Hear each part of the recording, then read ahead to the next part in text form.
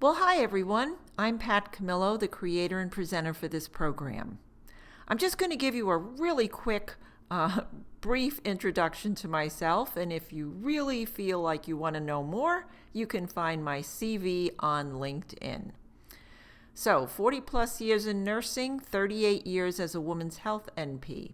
I'm also certified in gerontology because, well, largely most older people are women. My PhD is in nursing and medical anthropology, and I was one of the first 200 practitioners, including physicians, to become a certified menopause practitioner in 2000 through the North American Menopause Society. So again, if you need to know or would like to know more about me, you could always check me out on LinkedIn or contact me directly. But what I'd really like to do now is share a little bit about why I created this program, which took about a year to complete, and also give you an idea of what I'll be covering. And then you can decide whether or not you want to continue.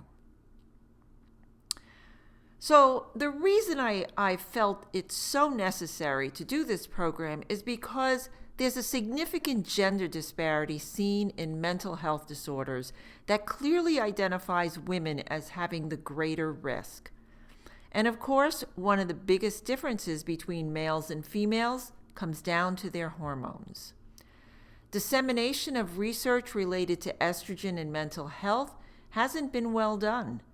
A lot of the really interesting research is found in bench science journals. And let's face it, most of us don't read those journals, right? So unless it's a headline in the news, you probably won't get wind of this information for many years. I'll give you a clear example of how long it takes research to get disseminated. It doesn't have to do with mental health, but it does make the point. And that involves the association between estrogen, alcohol, and breast cancer. I am still coming across nurses and even nurse practitioners who aren't fully aware of this connection, and worse, its implications. And yet, this has been in the research literature for well over 20 years, probably closer to 30 at this point. So my goal in this program is to give you a head start and help fill in some of the knowledge gaps you probably have related to estrogen and women's mental health. So what topics am I going to cover? Let me give you just a really brief, quick overview. First, I'm going to share some basic science about how estrogen and the brain are connected. And don't worry, there's no major biochemistry here or anything that reminds you of that course you might have stressed out about in nursing school. I think you'll find it very interesting because most of us tend not to think about estrogen in the brain. We think about it mostly in terms of the reproductive tract. But I bet you don't know that estrogen can actually be produced in the brain completely independent of the ovaries. In this section, I'll help you figure out how that's possible.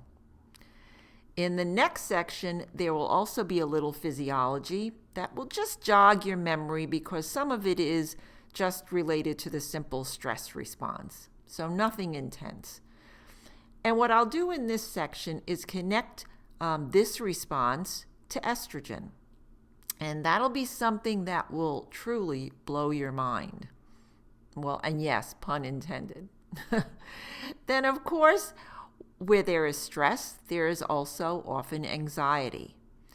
And yes, estrogen does play a major role in how anxious women feel. Of course, we all feel anxiety sometimes, but it can also become very pathological. And when it follows trauma, as in post-traumatic stress syndrome, estrogen will also play a very major role, which you might find very surprising. Now, many of you might have associated depression with estrogen, mostly because of the connection with postpartum depression. But I'm thinking you probably are still focused on the activity in the pelvis, whereas most of the action is actually taking place in the brain. And yes, that very much includes estrogen. Cognition and estrogen are also intimately connected. Some of you might associate this with the brain fog often experienced in menopause. Well, it's not just menopause, and it also has really important implications for women as they age.